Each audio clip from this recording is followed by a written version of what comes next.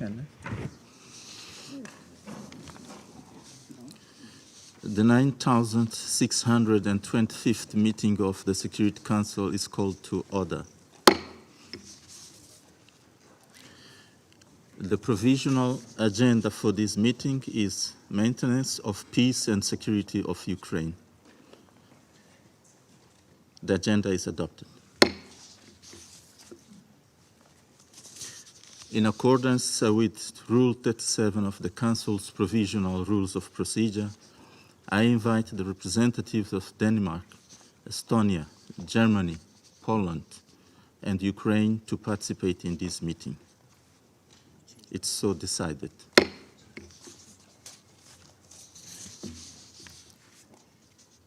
In accordance with Rule 39 of the Council's Provisional Rules of Procedure, I invite the following briefers to participate in this meeting. Ms. Lisa Doughten, Director, Financing and Partnerships Division, Office for the Coordination of Humanitarian Affairs, and Ms. Kathleen Howarth, Director for the Conflict Observatory Team, Yale Humanitarian Research Lab. It's so decided.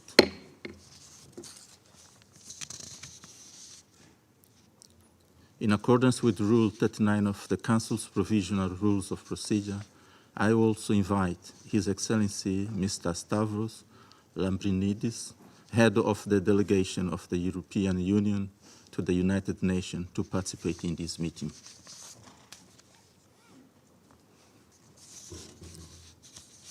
The Security Council will now begin its consideration of item 2 of the agenda. I now give the floor to Ms. Lisa Doughten. You have the floor, madam. Thank you, Mr. President. When we last briefed the Council on April 11th, we informed you that Ukraine was enduring some of the worst attacks since the start of this war. Since then, attacks on Ukraine have only escalated further. Relentless hostilities continue in communities along the northeastern border with the Russian Federation and on the front line. Several waves of attacks in the Kharkiv region over the past few days have caused the death and injury of numerous civilians, including children. Just today, the city of Kharkiv, Ukraine's second largest city, was struck again, injuring at least 15 civilians. They have also led to the massive destruction of civilian infrastructure, a trend I'll come to in more detail in a moment. These attacks have triggered yet more displacement from border and frontline communities. As of today, authorities report that over 7,000 civilians were evacuated from border areas of the Kharkiv region, and they have had devastating consequences for civilians who remain in those areas, with many cut off from access to food, medical care, electricity, and gas. People in Donetsk and Sumy regions in the east and north of the country were also impacted by attacks in recent days, with homes and civilian infrastructure damaged. In total, the Office for the High Commissioner for Human Rights, OCHA, recorded more than 700 civilian casualties across Ukraine in April. 129 civilians were killed, while 574 were injured, a significant increase in the number of civilians injured for the second month in a row. 90% of all civilian casualties occurred in Ukrainian-controlled territory. Strikes have also been reported inside the Russian Federation, including on Sunday in the Belgorod region, reportedly also resulting in several civilian casualties and damage to residential homes and other civilian infrastructure.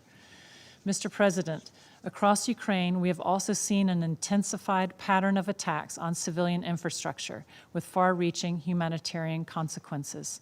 Since March 22nd of this year, the UN and its partners have seen 5 waves of attacks directed against Ukraine's energy infrastructure.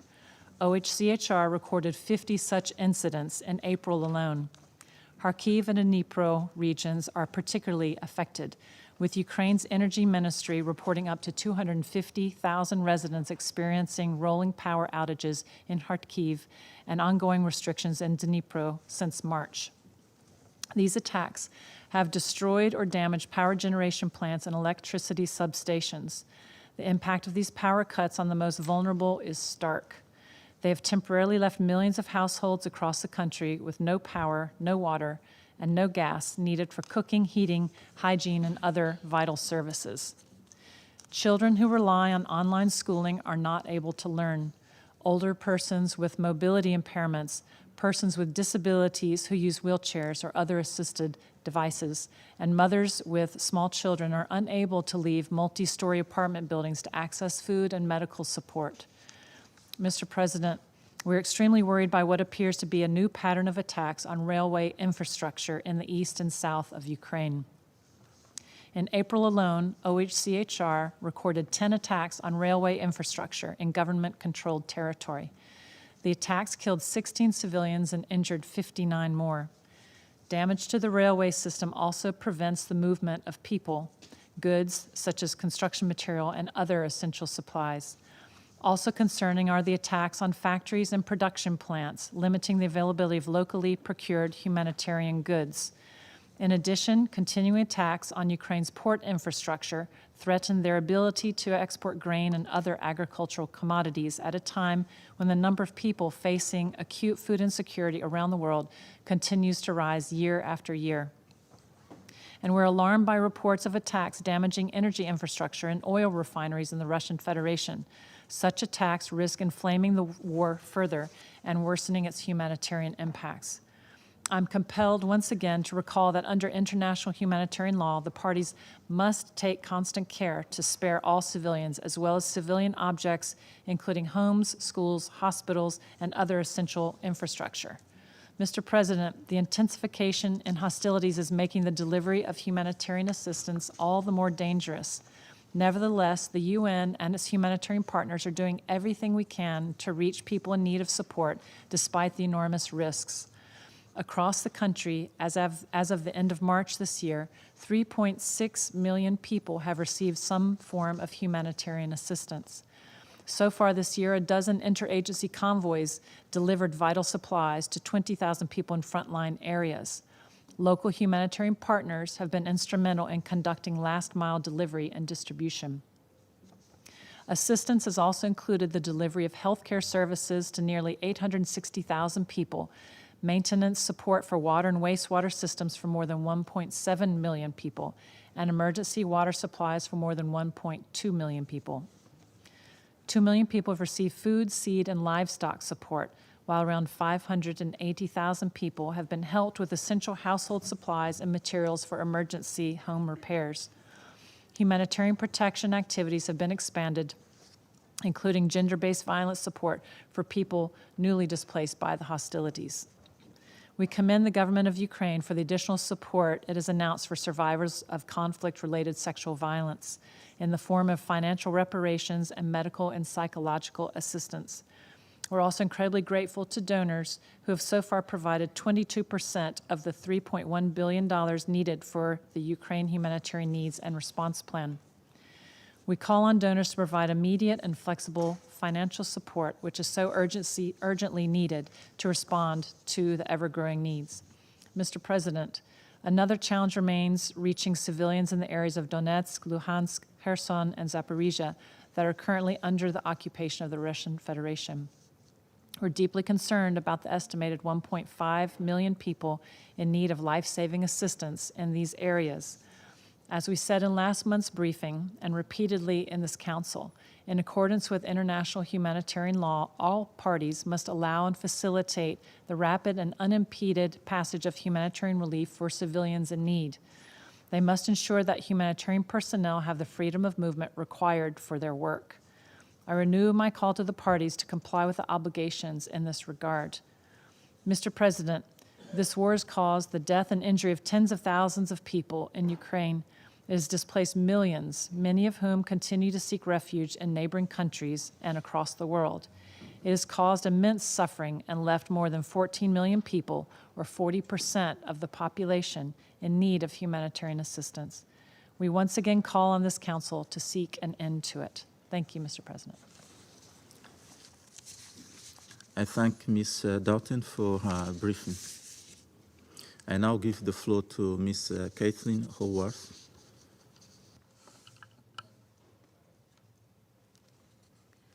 Thank you, Mr. President, for the opportunity to brief the Council on the bombardment of Ukraine's energy infrastructure.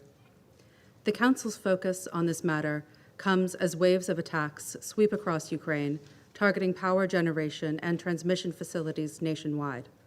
A week ago, missile strikes caused serious damage to 3 thermal plants and 2 hydroelectric power plants.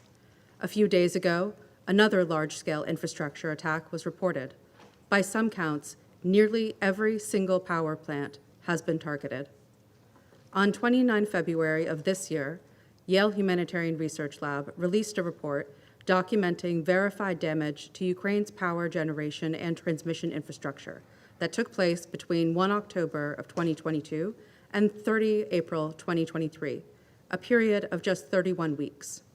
Through a combination of open-source data and satellite imagery analysis, HRL identified 223 damage events across 23 of Ukraine's 24 oblasts, and we verified 66 of those events to our rigorous high-confidence standards across 17 oblasts. That's a rate of over 7 damage events identified per week, with peak impact timed for the height of winter. Just last Wednesday, almost a dozen Ukrainian power facilities were reportedly struck in a single day, from 7 averaged a week to nearly a dozen in a day. Since March of 2024, successful targeting of power generation facilities has further slashed Ukraine's capacity. Each hit compounds the problem. Russia's officials have clearly stated their objectives for targeting Ukraine's energy infrastructure. First, to advance Russia's military objectives. Second, as retaliation for Ukraine's purported actions. And third, as the intentional infliction of harm upon civilians to compel Ukraine to submit to negotiations favorable to Russia's interests. While the first justification may be lawful within the bounds of the laws of war, retaliation and intentional infliction of harm likely violate international humanitarian law.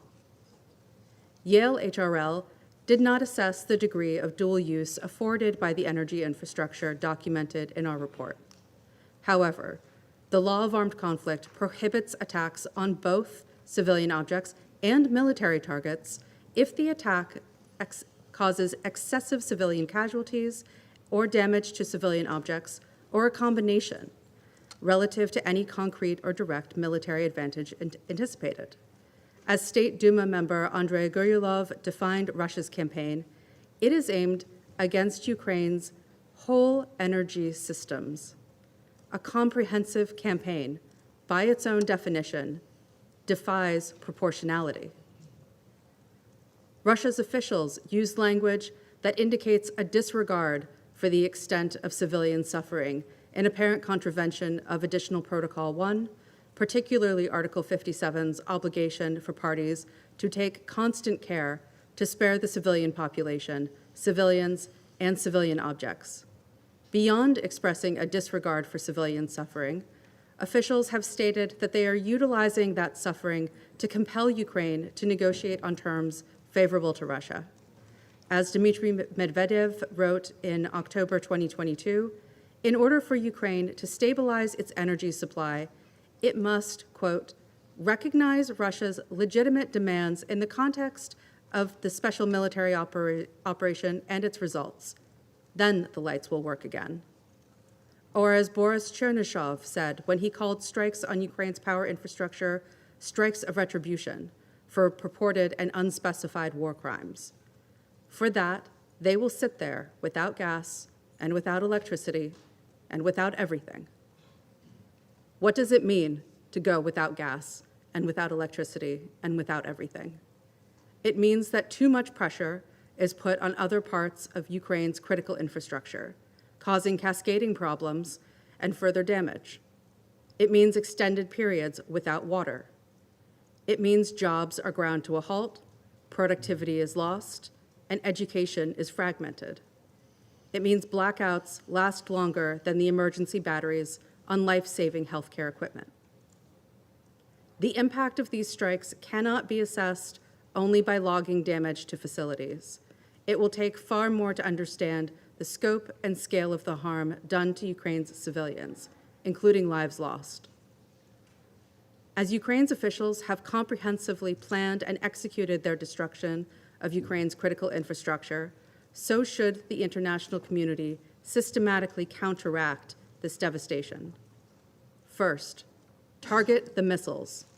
Sanctions already in place must be enforced to ensure that weapons components and the resupply of other critical elements are stopped at the borders of countries that already recognize these sanctions regimes. We must track these components and target Russia's missiles at their source. Second, prepare for this emergency. Mobilize resources today to support and stabilize Ukraine's economy and ensure that emergency humanitarian aid is in motion now to ensure civilian survival this winter. Third, let Russia pay. Release Russian assets seized under global sanctions to fund these emergency preparations over the next 6 months, work that cannot begin soon enough. Above all else, do not underestimate the scale of this threat. Russia's wholesale destruction of Ukraine's energy infrastructure targets the heart of its civilian population. If it is allowed to bleed from 1,000 cuts, hope will drain away.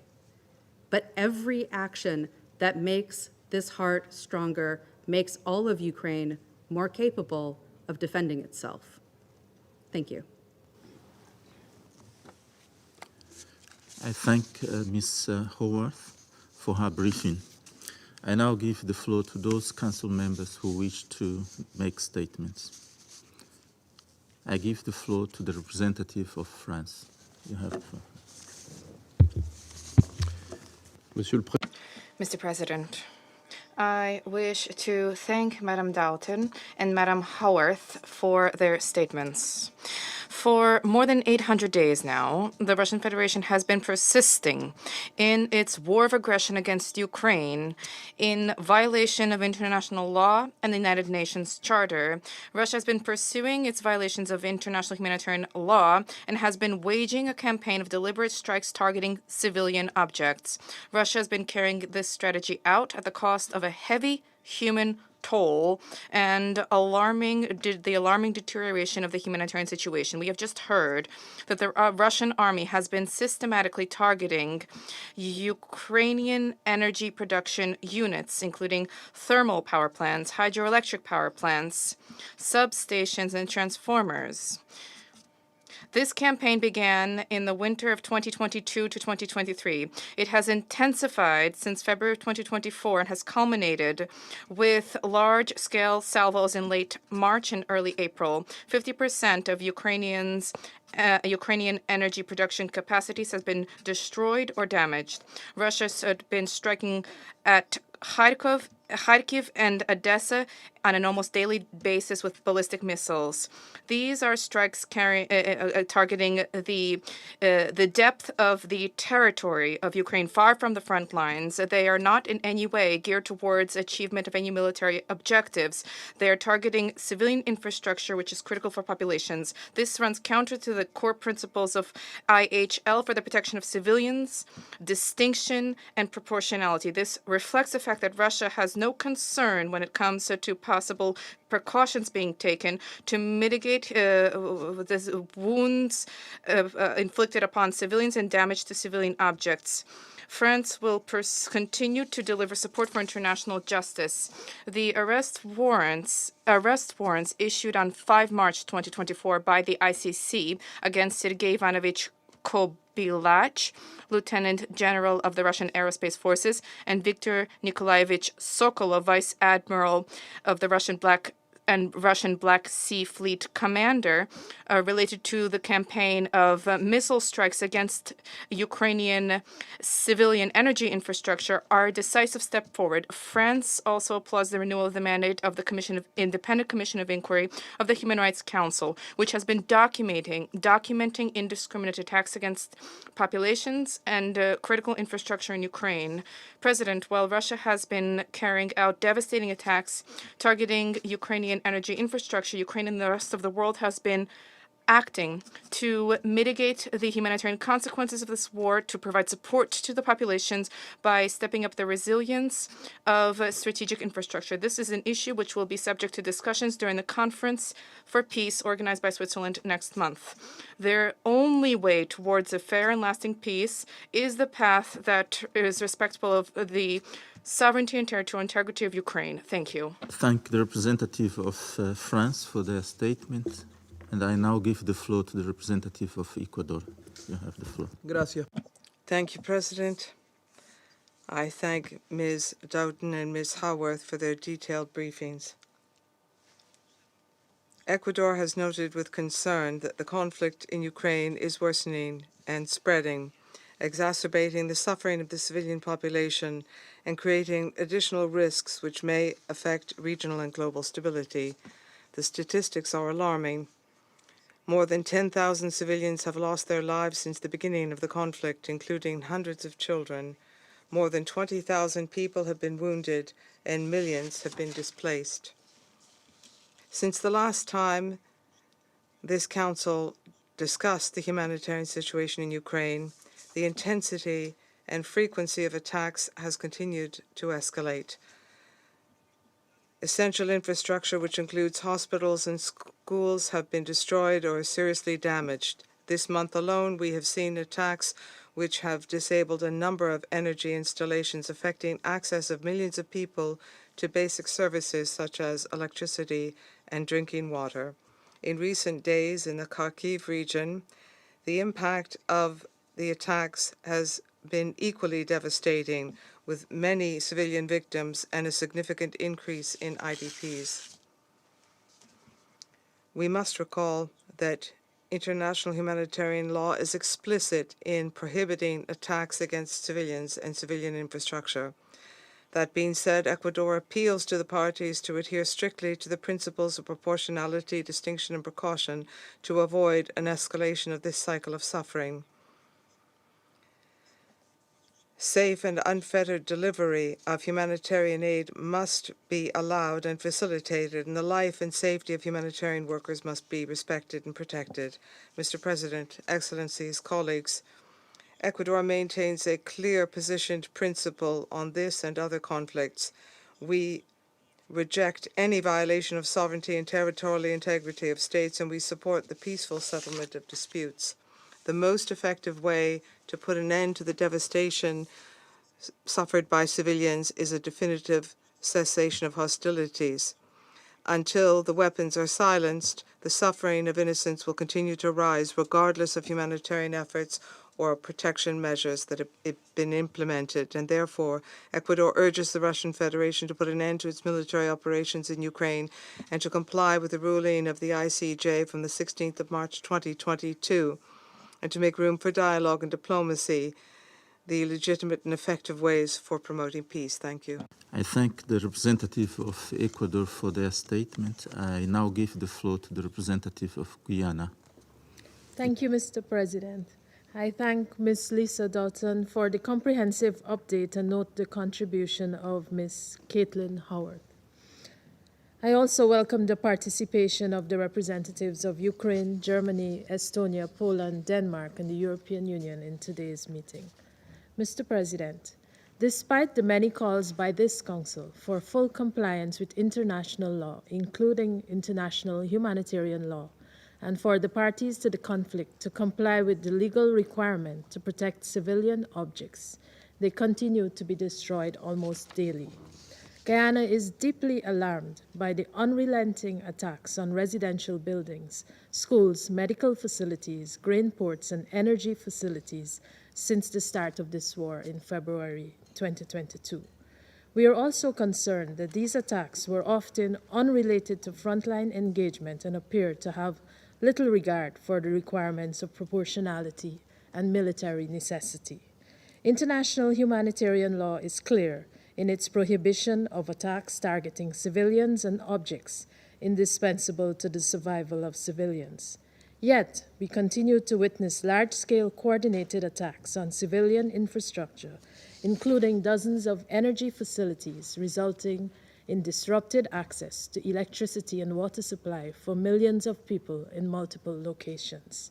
The damage, destruction, or loss of functionality of energy facilities are having direct and reverberating effects on civilians. They are not only causing incidental civilian harm through the disruption of access to critical services, but are also resulting in loss of civilian life and injury to those living in nearby target sites, near to target sites.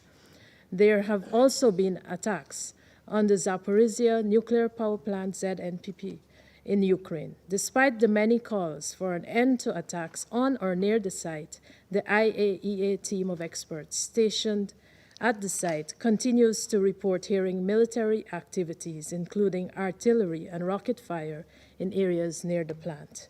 This cannot and must not continue.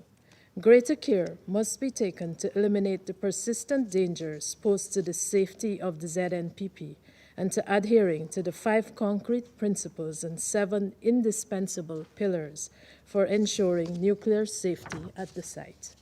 Guyana reiterates its call for the parties to respect and adhere to international humanitarian law. We also urge them to commit to a serious political and diplomatic process toward ending the conflict and call for the withdrawal of Russian military forces from the internationally recognized territory of Ukraine. We maintain that prolonging this war poses increasingly grave risks for all concerned and for international peace and security. We further call for scaled-up humanitarian support to Ukraine and for humanitarian workers to be granted unhindered access to all areas, including the occupied territories. In closing, Mr. President, Guyana once again encourages the continued engagement of the international community to end this war as soon as possible. Thank you. I thank the representative of Guyana for their statement. I now give the floor to the representative of Japan. You have the floor, sir. Thank you, Mr. President. I thank Ms. Doughten and Ms. Howard for their valuable briefings. It is regrettable that we heard again today in a briefing from the UN about the many civilian casualties caused by the clear violation of the UN Charter by a permanent member of the Security Council.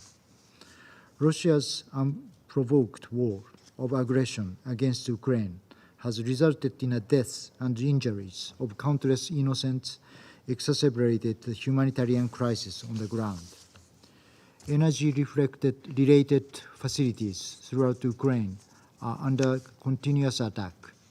On May 8th, President Zelensky said that Kiev, Zaporizhia, and other regions have been attacked with more than 50 missiles and 20 drones. The Energy Minister of Ukraine said that about 80% of thermal power plants have been damaged. We also note that OCHA reports intensified attacks in the Kharkiv region are causing civilian casualties, widespread destruction, and displacement from frontline and border areas. Japan is deeply distressed by Russia's continuous disregard for international law, including International Humanitarian Law, IHL. Attacks against civilians and critical civilian infrastructure are clearly prohibited by IHL. The international community will not tolerate impunity for those responsible and perpetrators of violations of IHL, and all heinous acts must be identified and held accountable. In addition, Japan condemns in the strongest possible terms North Korea's export and Russia's procurement of ballistic missiles, as well as Russia's use of these missiles against Ukraine. The transfer of those weapons, which is a clear violation of the relevant Security Council resolutions, supports Russia's war of aggression and increases the suffering of the Ukrainian people. We continue to monitor closely what North Korea gains in return. Mr. President, needless to say, a stable energy supply is foundation to people's lives. To this end, Japan has supported the recovery and reconstruction of Ukraine's energy infrastructure. This includes provisions of 2 large auto transformers, benefiting around 500,000 residents in Kiev, and the delivery of 6 mobile power supply vehicles to the Ukrainian Seaports Authority. Additionally, Japan has supplied 5 advanced gas turbines and transported 7 auto transformers to help prevent energy shortages and maintain critical services for the over 5 million people during the challenging winter months. Japan remains committed to supporting the Ukrainian people through bolstering the electricity and heating supplies in Ukraine. Mr. President, once again, we reiterate our clear position to urge Russia to stop the aggression and immediately and unconditionally withdraw from the internationally recognized territory of Ukraine. Japan continues to stand with the people of Ukraine and the UN Charter. I thank you. I thank the representative of Japan for their statement. I give the floor to the representative of Algeria. You have the floor. سيد الرئيس، بداية أود أن أشكر ليزا داوتن. Mr. President, allow me to begin by thanking Ms. Lisa Doughten for her briefing. I also followed with great interest the briefing provided by Ms. Caitlin Howard. Mr. President, in a number of meetings, Algeria has expressed its great concern at the worsening humanitarian situation in the crisis in Ukraine and this mindset of confrontation which reigns over the situation between the parties. It has tragic repercussions on civilians and ramifications regionally and internationally. The loss of civilian life, the suffering of refugees and IDPs, the destruction of the civilian infrastructure, including energy power plants, are a source of great concern to us. In addition to that, there is worsening in tensions, the pursuit of hostilities, and an exacerbation of this polarized situation which has dangerous repercussions in the international arena, without mentioning the economic fallout and impact and the social impact, in particular in the energy sector. We therefore reiterate our appeal for diplomatic efforts to be pursued in order to avoid a further humanitarian crisis and to address the humanitarian suffering without any distinction. Cessation of hostilities is needed. Civilians must be protected, and the UN Charter and international law, including international humanitarian law, must be respected. Algeria calls on all parties to set aside this mindset of confrontation and to find what is needed in order to restore comprehensive dialogue and constructive dialogue on the basis of the principles of the peaceful settlement of disputes, and we urge the parties to direct their efforts to find a just and lasting solution to the crisis in Ukraine, basing themselves on the goals and purposes and principles of the UN Charter and the legitimate concerns of both parties. Thank you. I thank the representative of Algeria for their statement. I now give the floor to the representative of the United Kingdom. You have the floor, Matt. Thank you, President. And I thank Director Lisa Doughten and Director Caitlin Howarth for their informative briefings. This spring, Russia has targeted power plants, electricity substations, and gas storage facilities across Ukraine. The United Kingdom calls for an immediate halt to this destructive campaign against Ukraine's energy infrastructure. Millions of people already face disruption to power, heating, and water supply. These attacks are making an appalling humanitarian situation worse. This is especially the case for frontline communities, as the attacks and lack of power hamper humanitarian partners' communications and movements. The most recent attack on the 8th of May involved over 70 missiles and drones. Since March, at least 14 power stations have been hit. Iranian-made UAVs remain Russia's weapons of choice in these attacks against civilians and their infrastructure. Colleagues, Russia has targeted Ukraine's energy infrastructure since the start of the full-scale invasion in 2022, and before that. In 2015, thousands of consumers experienced power outages when Russia hacked Ukrainian energy grids. Now, this pattern of Russian aggression continues in an attempt to terrorize civilians, obstruct livelihoods and businesses, and ultimately to break down Ukraine's resolve. But Ukrainians will not allow Russia to do that. The UK has committed $55 million to the energy community's Ukraine Energy Support Fund and over $214 million in overall support to the energy sector in Ukraine.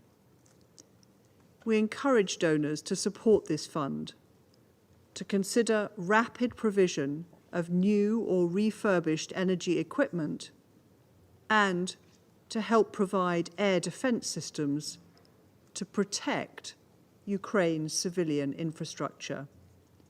Together, we will help Ukraine repair, restore, and defend its energy infrastructure. One country could end this wanton destruction and suffering immediately. The United Kingdom calls on Russia to cease its attacks and withdraw from the internationally recognized territory of Ukraine. Thank you. I thank the representative of the United Kingdom for their floor. I now give the floor to the representative of the United States. Thank you, Mr. President. Thank you, OCHA Director Doughten, for your sobering briefing. I'd also like to thank Ms. Howarth for her well-researched presentation today. Mr. President, it has been over a month since our last meeting on the devastating humanitarian toll of Russia's aggression against Ukraine, including the country's energy and critical infrastructure. Civilians continue to bear the brunt. Reports continue of Russian forces committing torture, sexual violence, and the forced transfers and deportations of civilians, including children. The UN Human Rights Monitoring Mission verified that at least 604 civilians were killed or injured in Ukraine in March alone, a 20% increase from February. At least 57 of them were children. Millions of people have been left without electricity because of Russia's coordinated attacks on Ukraine's grid infrastructure, power generation, and natural gas infrastructure. These large-scale attacks striking Ukraine's cities and infrastructure are a clear escalation. They threaten critical services, including electricity, water treatment, and heating. Power plants in Kharkiv are operating at 20% capacity due to nearly daily attacks, forcing the evacuation of tens of thousands of civilians. Mr. President, next week, this Council will be subjected to yet another meeting where Russia will claim that Western arms are to blame for prolonging the war it started. Russia only need look in the mirror to understand why more than 50 countries have provided critical support for Ukraine's forces. Last month, the United States announced a $1 billion in new assistance to Ukraine. This assistance includes urgently needed capabilities like air defense equipment to defend Ukraine's citizens from Russia's relentless attacks. Since February 2022, the United States has also provided nearly $2.9 billion in humanitarian assistance to Ukraine and neighboring countries. This includes life-saving support for the 3.4 million people who remain internally displaced and nearly 6.5 million refugees. Newly approved supplemental funding will help maintain the humanitarian response amidst unabated attacks on civilians and civilian infrastructure. The recent increase in Russian attacks reinforces the need for urgent humanitarian support to reach the 14.6 million people in need of assistance. We urge donors to support the humanitarian response through the Ukraine Humanitarian Fund or other partners. Mr. President, it bears repeating that Russia continues to deny international monitors and humanitarian organizations access to Ukrainian territory it occupies, as well as to facilities in Russia holding POWs and Ukrainian civilians. It bears repeating that Russia continues to procure ballistic missiles and other munitions from the DPRK in violation of Security Council resolutions. Fearing the mounting body of evidence against it, the Kremlin vetoed the mandate renewal for the DPRK panel of experts.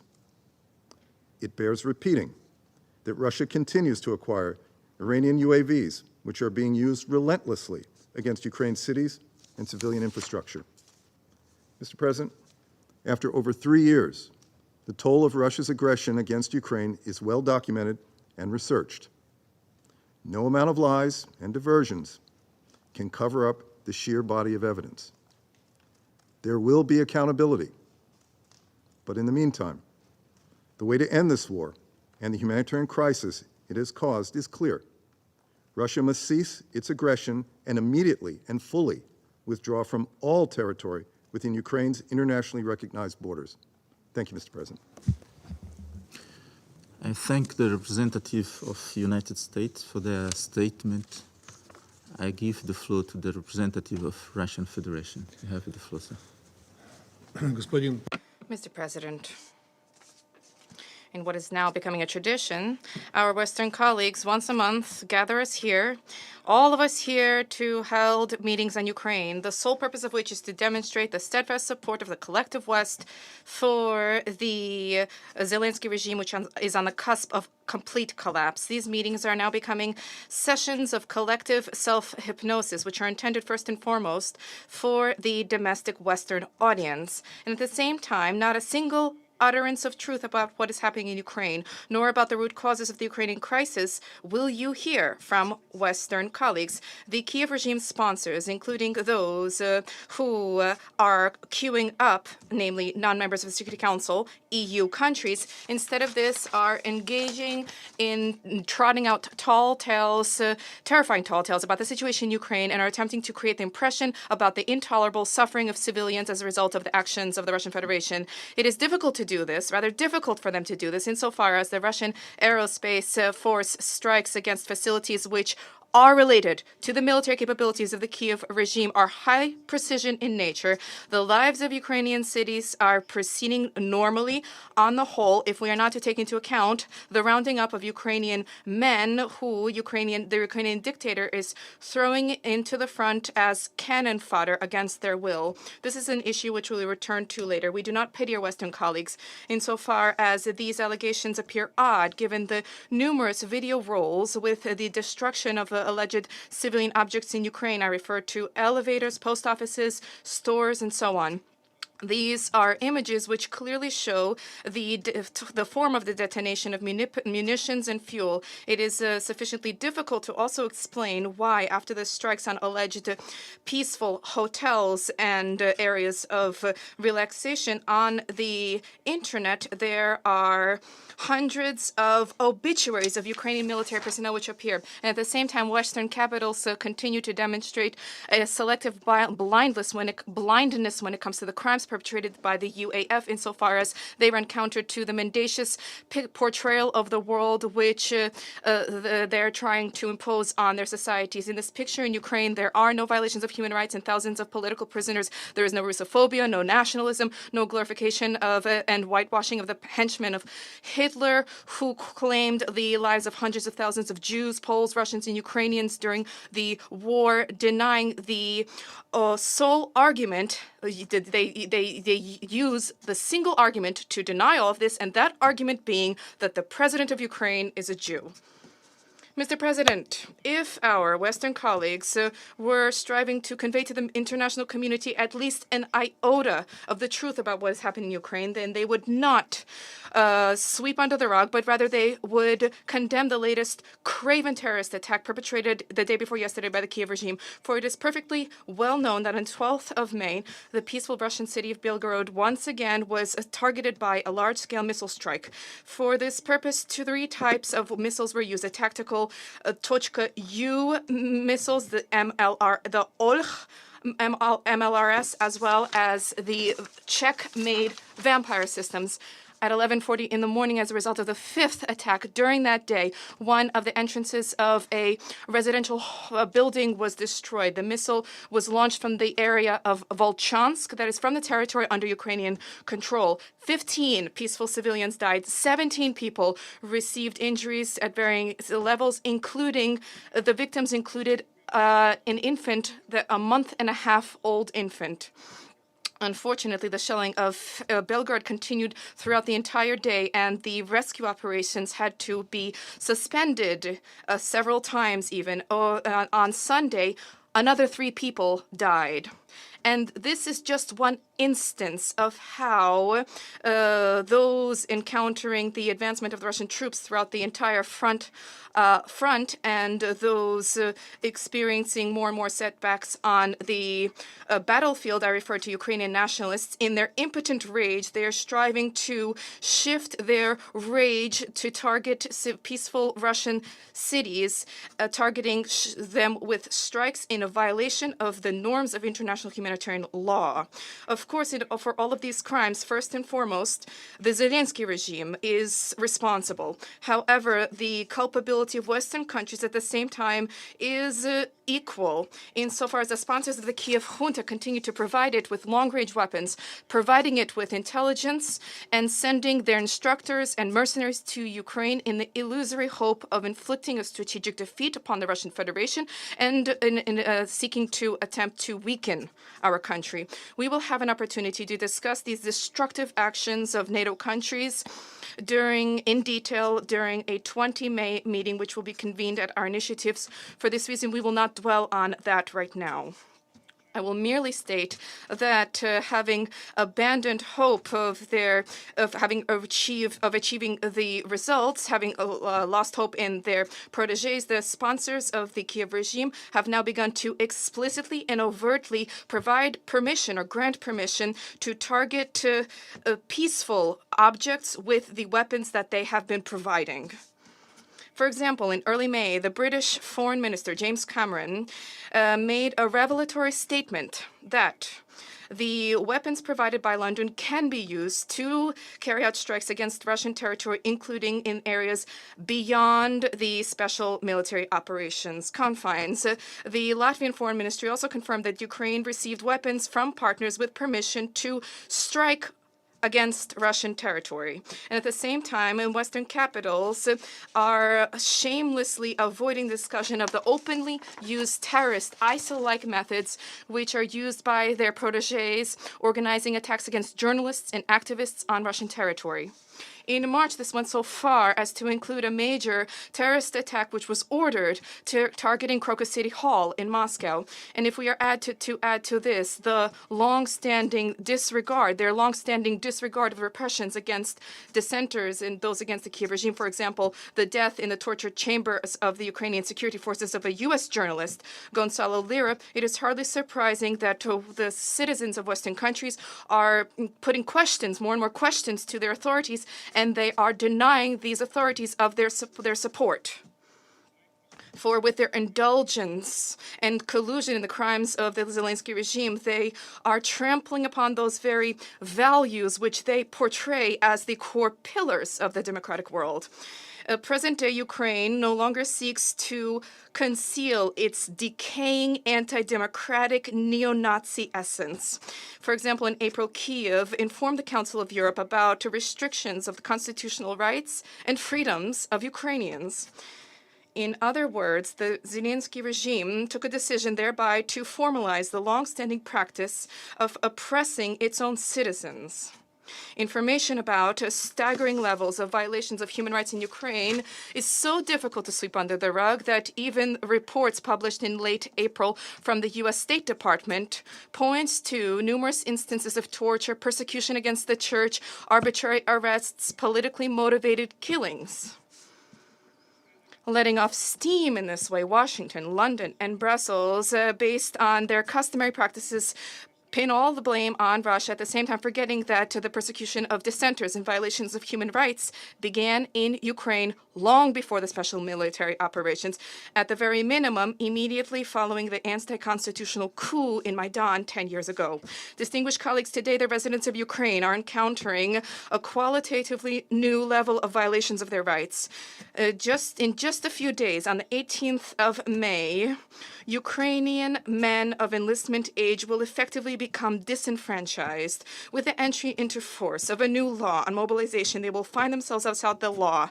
They will lose control of their property, monetary funds. They will no longer be able to renew or receive documents. And nonetheless, conscription evasion in Ukraine has reached staggering levels.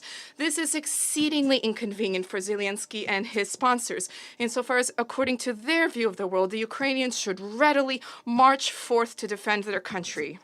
In fact, only in Romania, as became well known, 11,000 men of enlistment age fled. 19 people died in this attempt. In order to flee the country, potential enlistees abandoned their vehicles at the border. They don the garb of women and they carry out all sorts of clever tricks in order to deceive the border guards, their border guards. At the same time, the danger of entering the front is something which only the poor and disenfranchised face. The wealthy, of course, have opportunities to bribe their way out. And when it comes to the children of those holding power, that story is completely different. They have long been spending the funds stolen by their parents, including Western assistance, abroad. Colleagues, this is what is of concern to Ukrainians, not the lofty words of Western sponsors who are only interested in Ukrainians fighting on the front. And Ukrainian social networks, where the repressive machine of Zelensky has not yet reached, there are increasingly vociferous, seditious issues being raised. What are Ukrainians fighting for, and for whom? The arrogant, tainted by corruption Kiev henchman and his clique who trampled upon their own constitution and are losing even their formal legitimacy on the 21st of May? Are they fighting for their Western geopolitical interests to weaken Russia? Ordinary Ukrainians are increasingly becoming to clearly understand that their interest in this war, which the U.S. and satellites prepared the country for at least since 2014, that they have no interest whatsoever here.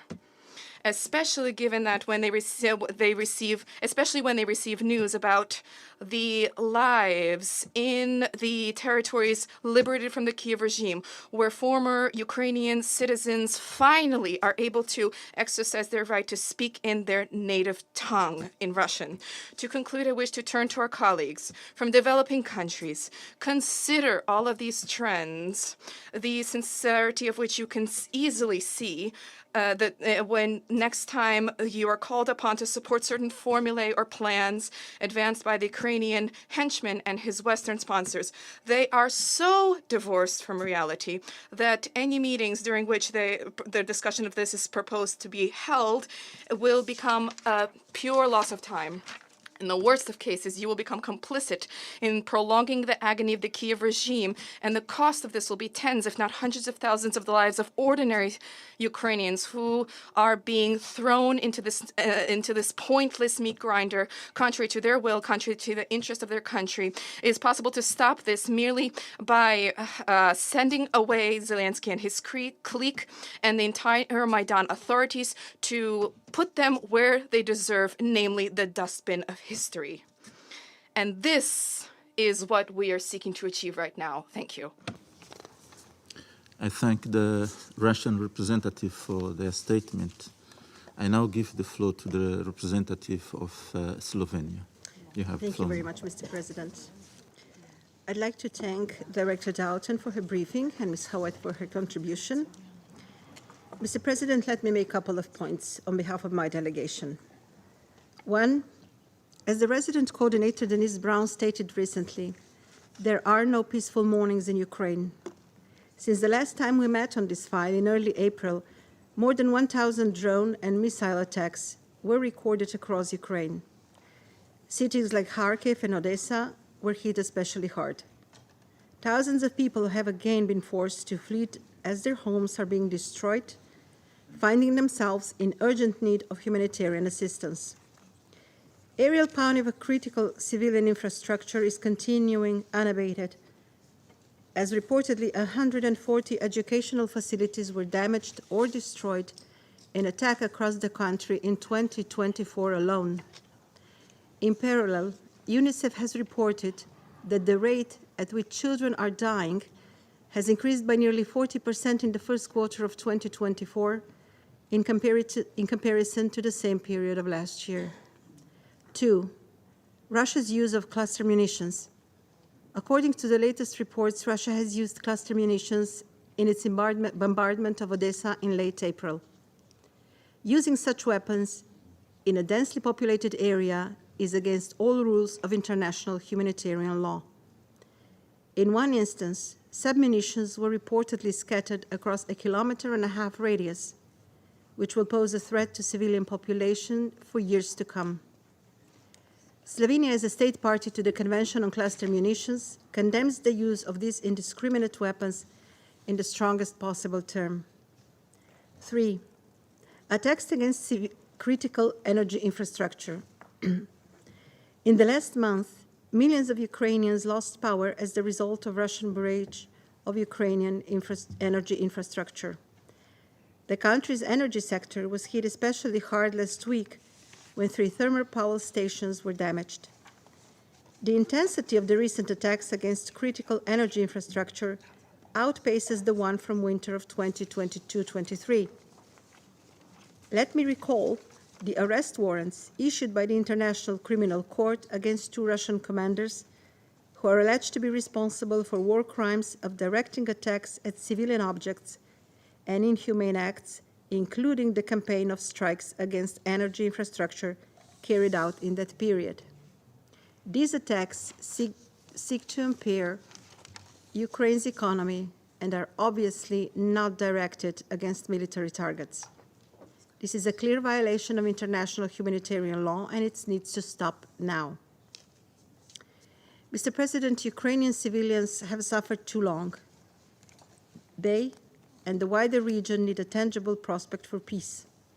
We call on Russia to stop with its subversive actions and give peace a chance. I thank you. I thank the representative of Slovenia for their statement. I give the floor to the representative of Sierra Leone. Thank you, Mr. President. Thank you for convening this briefing. I also thank Ms. Lisa Doughten for her briefing. We acknowledge the contribution of Ms. Caitlin Howarth. I welcome the presence and participation of the representative of Ukraine in this meeting. Mr. President, 2 years since the start of the conflict in Ukraine have resulted in civilian deaths, widespread damage and destruction of homes, schools, hospitals, and vital civilian infrastructure, including energy infrastructure, leading to a dire humanitarian crisis. We are deeply concerned about the deteriorating humanitarian situation in Ukraine, which is being particularly exacerbated by attacks on critical energy infrastructure. Reports from Ukraine as recent as on 8 May suggest significant strikes on Ukraine's energy infrastructure. The attack reportedly caused significant damage to 3 thermal power plants, 4 hydroelectric power plants, 17 major high-voltage substations, and a gas storage facility in the Lviv region. Reports also suggest that the attacks have severely hampered Ukraine's energy capacity. More than 800 district heating facilities were destroyed or damaged, and up to 8 gigawatts of power generation was lost. 412 settlements remain offline, and hourly outages continue for household and industrial consumers in the Kharkiv and Kryvyi Rih Dnipro regions. Overall, it is estimated that 50% of Ukraine's pre-conflict energy generating facilities are offline, and an estimated $1 billion will be needed for their restoration.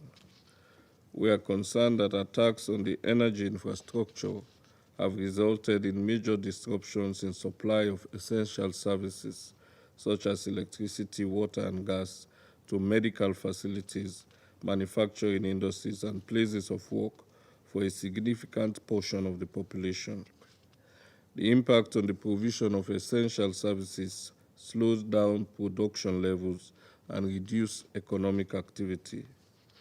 We are also alarmed by the impact on healthcare facilities, including those with incubators and other life-saving devices, which in some cases had to resort to the use of batteries that ran out before the establishment of power, putting the lives of many at risk.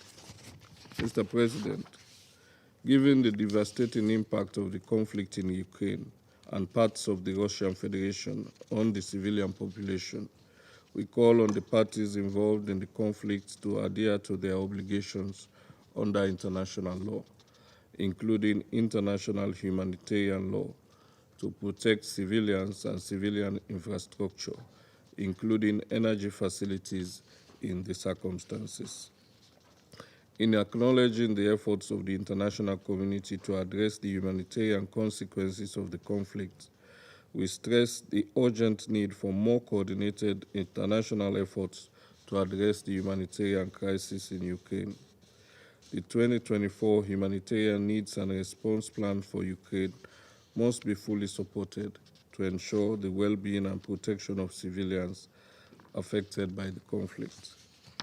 Let me close, Mr. President, by urging all parties to prioritize the protection of civilians and critical infrastructure, including energy generating and gas facilities, to prevent further harm and ensure the restoration of essential services for the well-being and stability of civilians.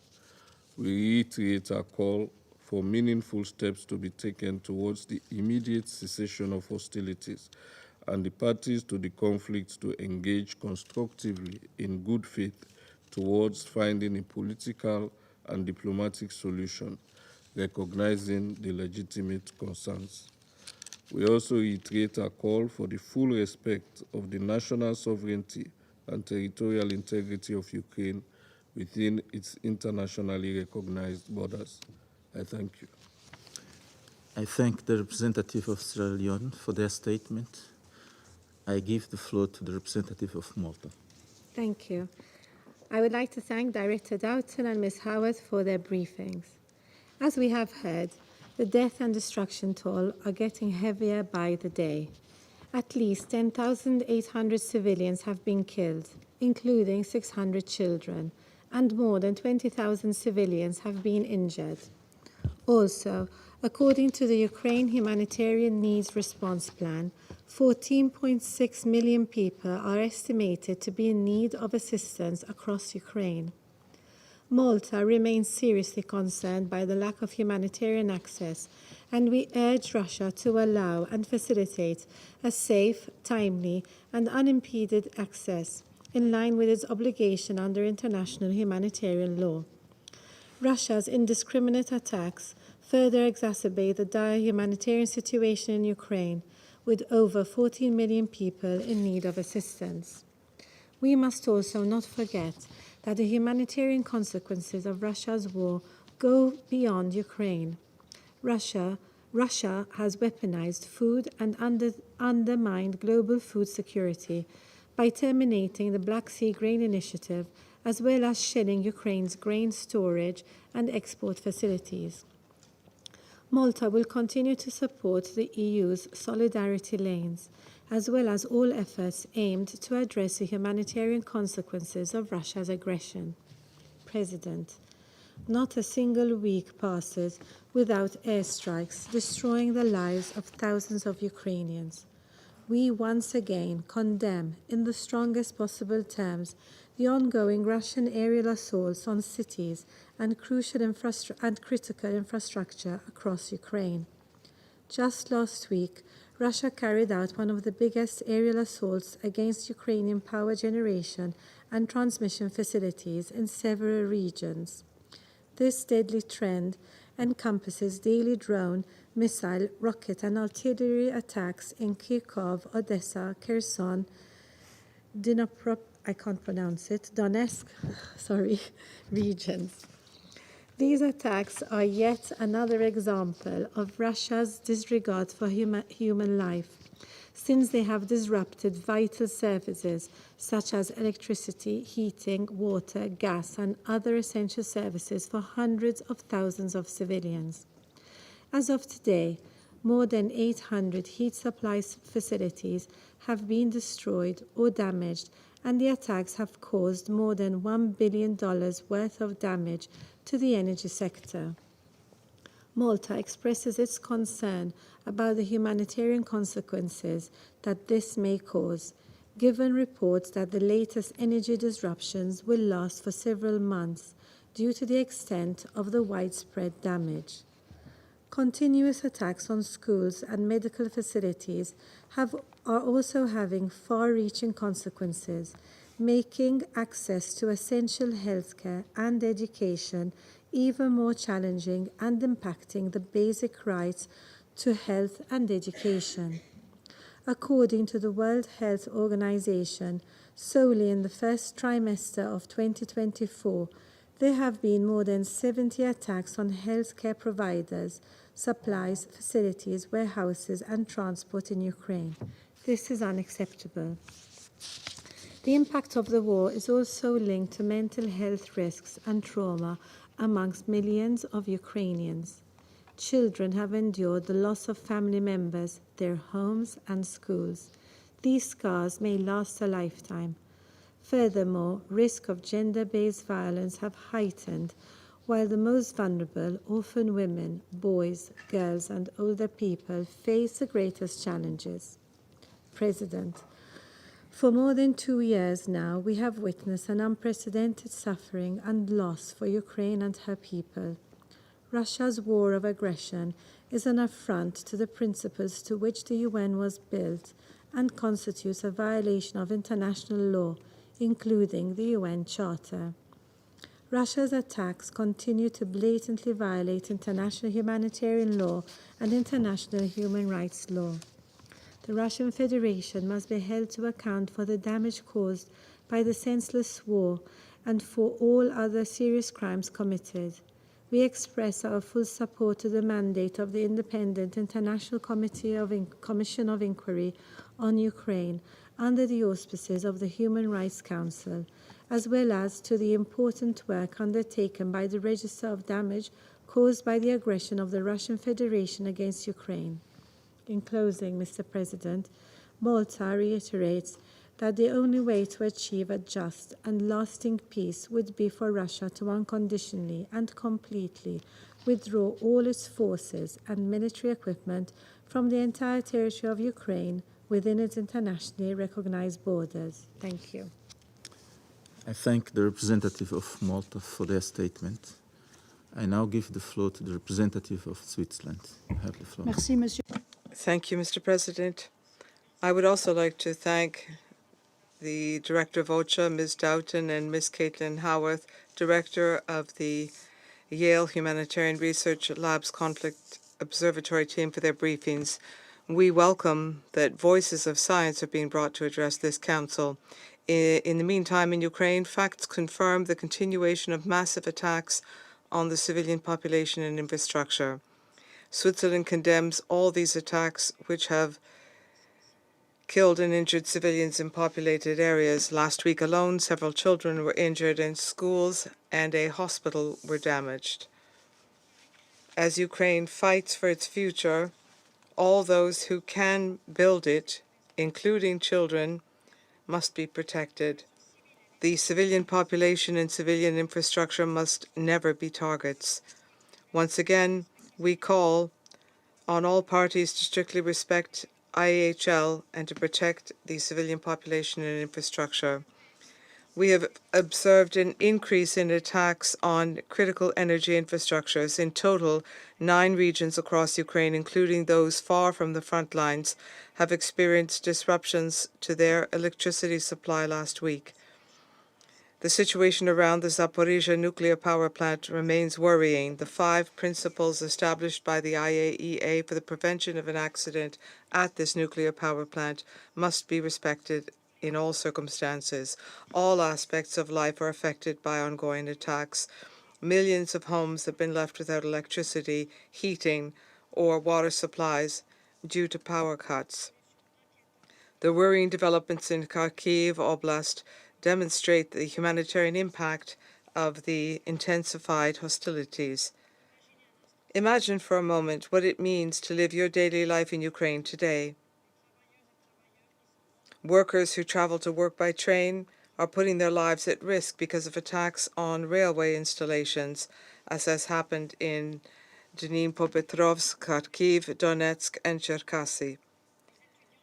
Students who rely on e-learning are denied access to education due to power cuts, and humanitarian personnel risk their safety as they deliver essential aid under difficult conditions.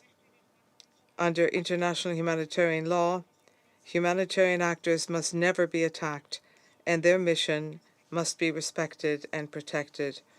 Mr. President, Switzerland reiterates that Russia must put an end to its military aggression against Ukraine. We remain determined to do everything in our power to contribute to a just and lasting peace in Ukraine in accordance with the UN Charter. It is in this spirit that Switzerland will host the first high-level summit for peace in Ukraine on June 15th and 16th. We are aware that the road to a genuine peace process will be a long one. However, Switzerland is convinced that setting up a platform for high-level discussions represents an important step forward. We hope to be able to count on the participation from all regions of the world to create a common understanding of what a possible peace process requires and to define together a roadmap on how to involve both sides in a future peace process. Thank you. I thank the representative of Switzerland for their statement. I now give the floor to the representative of the Republic of Korea. You have the floor, sir. Thank you, Mr. President. I also thank Ms. Doughten and Ms. Howard for their timely and insightful briefings. It is deeply regrettable that Russia has escalated its unjustifiable attacks against Ukraine in recent months and further expanded the front into Ukraine's northeastern borders near Kharkiv over the last week, despite the international community's condemnations. As Russia's full-scale invasion has persisted for more than 2 years, we are witnessing an erosion of our common principles intended to save people from the scourge of war. The brutalities of the war in Ukraine are not only demonstrated by more than 10,000 civilian casualties, but also by the impacts of the war reverberating into global food security, regional nuclear safety, and massive destruction of infrastructure. In recent months, in addition to attacking hospitals and schools, Russia has also been targeting the energy infrastructure across Ukraine, including thermal and hydroelectric power plants and gas storage, as Ms. Doughten eloquently described today. According to recent media report, 80% of the thermoelectric power plants in Ukraine were damaged, and Ukraine's power generation has decreased by 30% as a result of Russia's attacks. This tactic apparently aims to cripple Ukraine's basic functions and demoralize the Ukrainian people's ability to fight against the aggressor. Such actions are unacceptable, as targeting civilian infrastructure is in violation of international humanitarian law, as articulated in the first protocol additional to the Geneva Conventions, particularly when they are indispensable to the survival of civilian population. Today, critical energy infrastructure holds far more significance in people's daily lives than decades ago, when international humanitarian laws were created and developed. Therefore, they deserve particular protection by warring parties. In addition to hindering access to electricity for millions of Ukrainians in the short term, the destruction of energy infrastructure has long-enduring impacts on the humanitarian situation in Ukraine. Indeed, the recent ICRC report highlights domino effects, where the destruction of energy infrastructure leads to the disruption of other basic services, such as the delivery of water and sanitation. And the lack of safe water, sanitation, and electricity can all impair the requisite operation of hospitals and the viability of food production and distribution, leading to the spread of disease, death, and displacement, disproportionately affecting children and women. Needless to say, drastic increase in humanitarian needs caused by the collapse of the critical energy infrastructure will make effective and coordinated humanitarian operations on the ground even more challenging. Lack of access to essential services will make both recovery and reconstruction there even harder in the long term. Mr. President, as repeatedly emphasized in the previous meetings, my delegation once again stresses that all the devastating events and the human suffering transpiring in Ukraine are a result of Russia's illegal invasion. This must end now to save lives and restore humanity. The Republic of Korea will continue to stand with the people of Ukraine and provide vital assistance in the areas of security, humanitarian aid, and reconstruction until they achieve just and lasting peace, as well as sustainable prosperity in their land. I thank you, Mr. President. I thank the representative of the Republic of Korea for their statement. I now give the floor to the representative of China. You have the floor. President, I would like to thank the two briefers for their briefings. As the Ukraine crisis grinds on, recently there has been some escalation of ground clashes, and horrific attacks occur from time to time, resulting in huge casualties and grave humanitarian impact. China is deeply concerned about this. In view of the prolonged fight in Ukraine and the increasingly dire humanitarian situation there, China has repeatedly called on the parties to the conflict to remain rational and exercise the restraint, to strictly abide by international humanitarian law, and refrain from attacking civilians or civilian infrastructure. The longer the Ukraine crisis lasts, the more risks and challenges it will bring, and the more damage it will do to Europe and the world at large.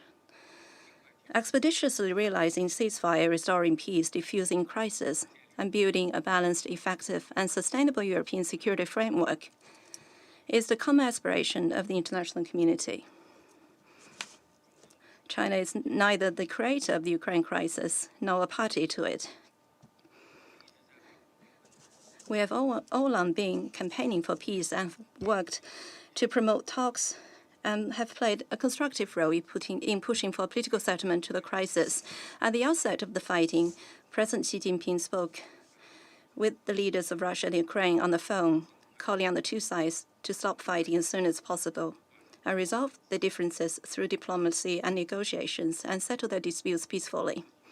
Later on the basis of in-depth discussion with all parties and fully heeding their views, China has proposed the full should principle to politically resolve the Ukraine crisis, namely the sovereignty and territorial integrity of all countries should be respected. The purposes and principles of the UN Charter should be observed. The legitimate security concerns of all countries should be taken seriously. All efforts conducive to resolving the crisis peacefully should be supported.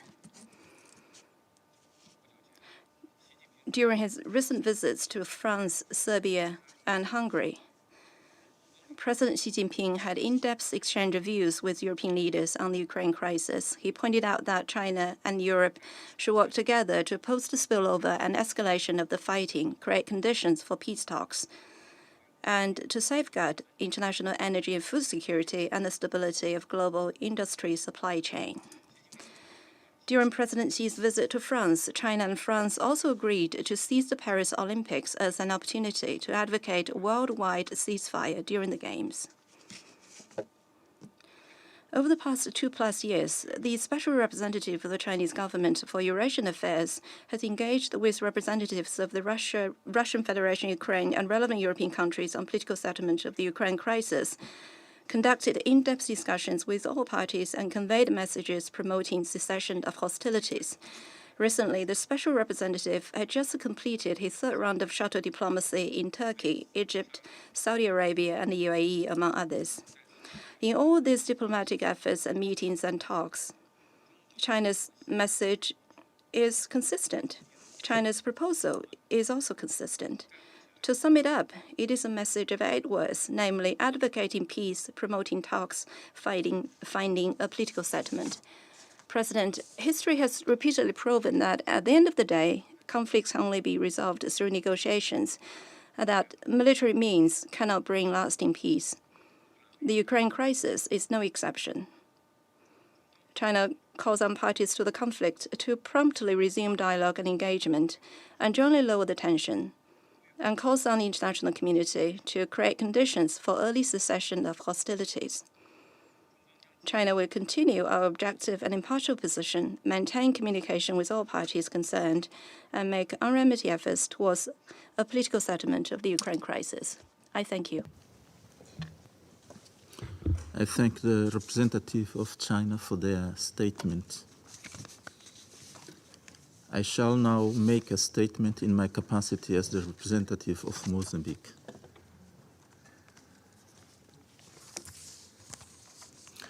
I thank Ms. Lisa Doughten and Ms. Kathleen Howard for their insights. I also welcome the representative of Denmark, Estonia, Germany, Poland, and Ukraine, as well as the representative of the European Union in this meeting. Distinguished Council members, the war in Ukraine has resulted in a severe refugee crisis, numerous casualties, widespread infrastructure damage, forced displacement of civilians, and long-lasting impacts. International efforts are crucial to alleviate suffering and address this humanitarian catastrophe. This conflict poses serious threat to regional and international peace and security. We remain profoundly concerned over the situation.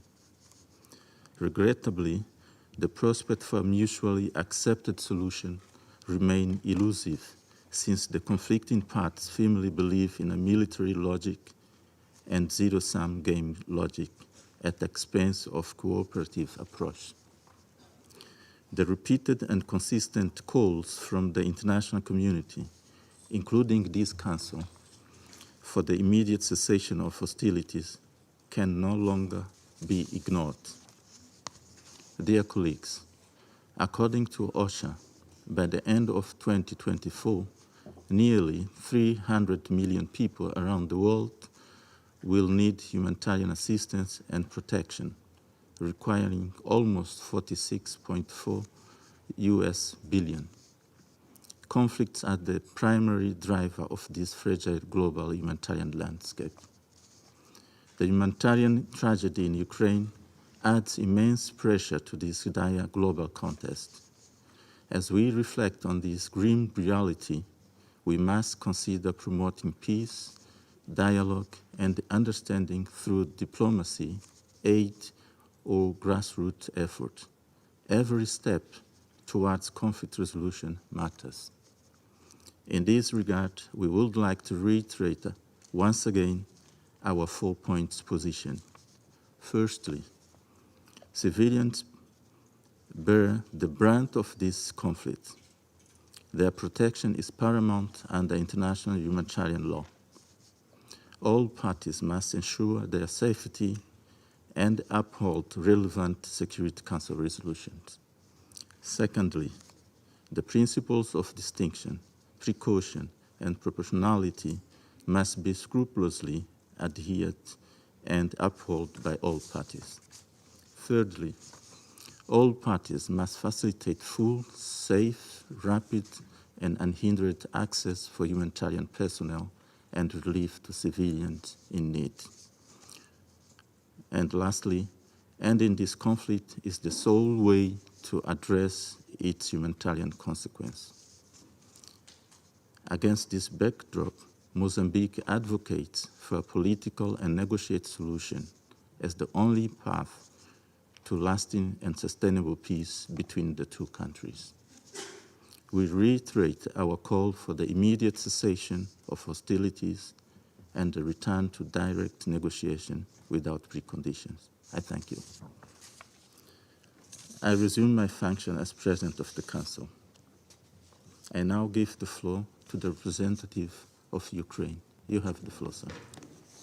Thank you, Mr. President. Distinguished members of the Security Council, I would have also recognized here the envoy of dictator Putin if he had not covertly extracted himself from the Soviet permanent seat, leaving behind the residual junior team.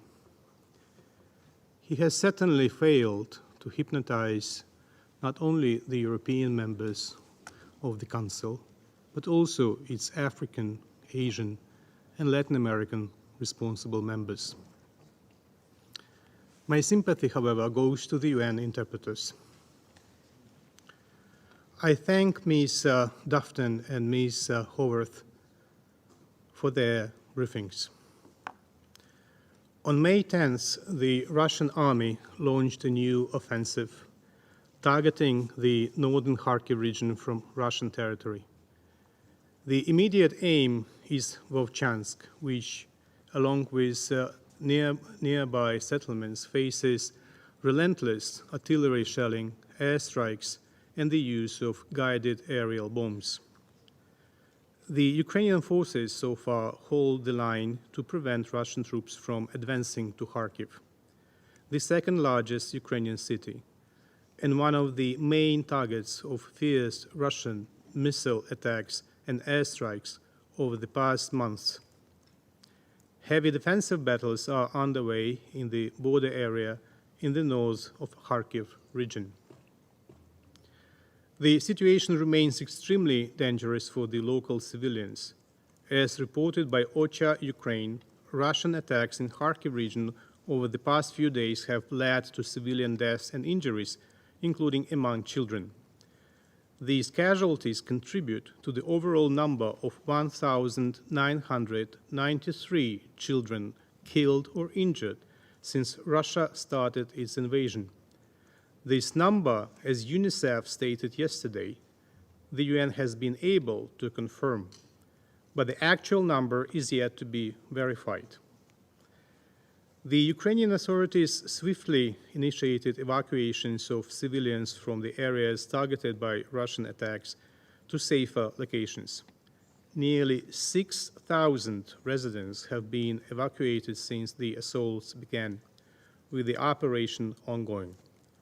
Russian forces persist in razing Ukrainian towns to the ground without regard for the local population's suffering, with Vovchansk becoming the latest victim akin to Bakhmut or Marinka. And the above is carried out by the country that installed itself in the Soviet seat as a permanent member of the Security Council, a seat that carries special responsibility for maintaining international peace and security. In fact, the Kremlin does not even care about the safety of their own population. The destruction of a multi-story residential building in Belgorod on Sunday is another example of Putin's disregard towards Russia's own citizens.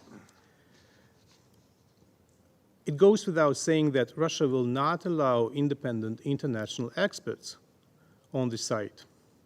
Instead, we have heard immediate propaganda allegations against Ukraine.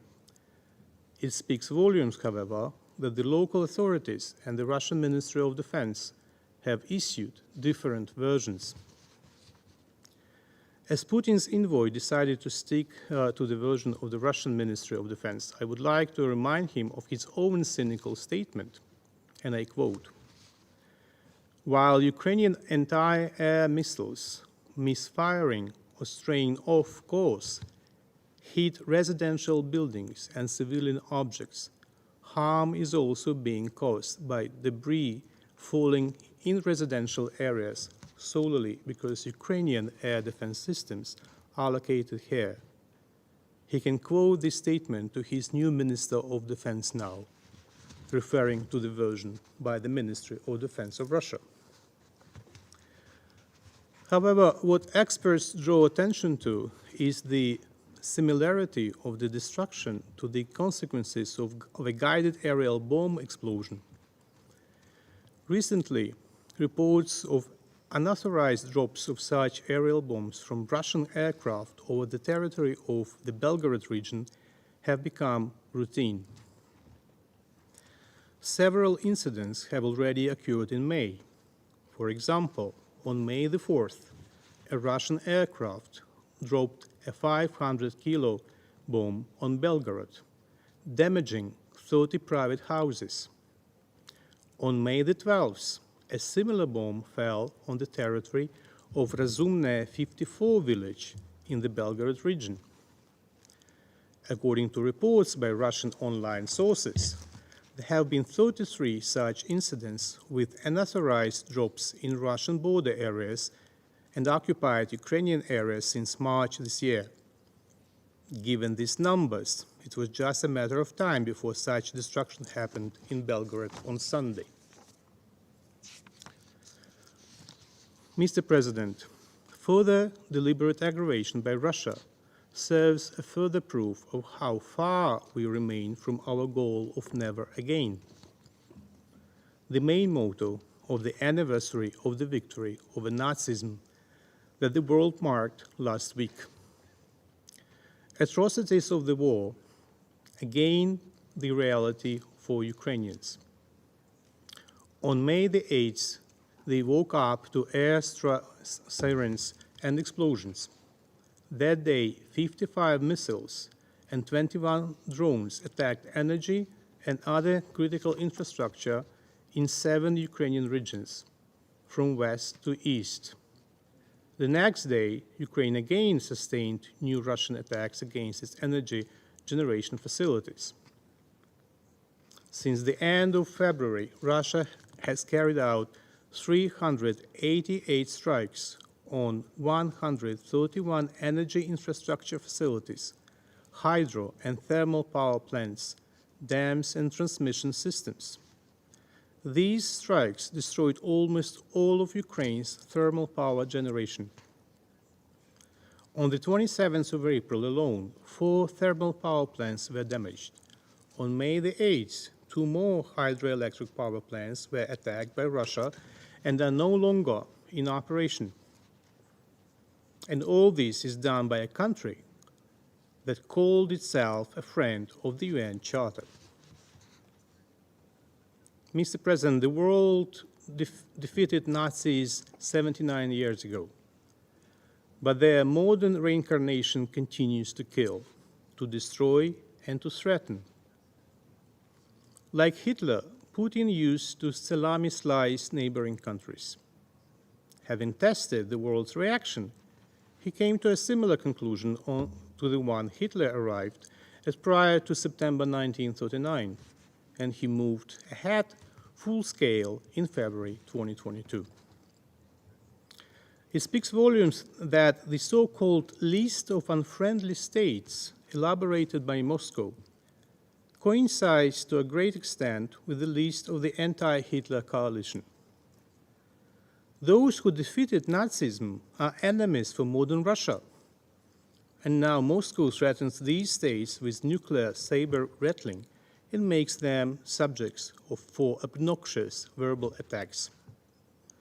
In contrast to 1939, Europe today is actually cognizant of the threat posed by Russia. Now Ukraine is the only country in the world being attacked by ballistic and cruise missiles almost daily. In April alone, Russian forces launched over 300 missiles, almost 300 Shaheds, and more than 3,200 guided aerial bombs. On May the 1st, missile strikes hit Odessa and Zolochiv, Kharkiv region, claiming 2 lives and injuring 19, while causing damage to civilian infrastructure.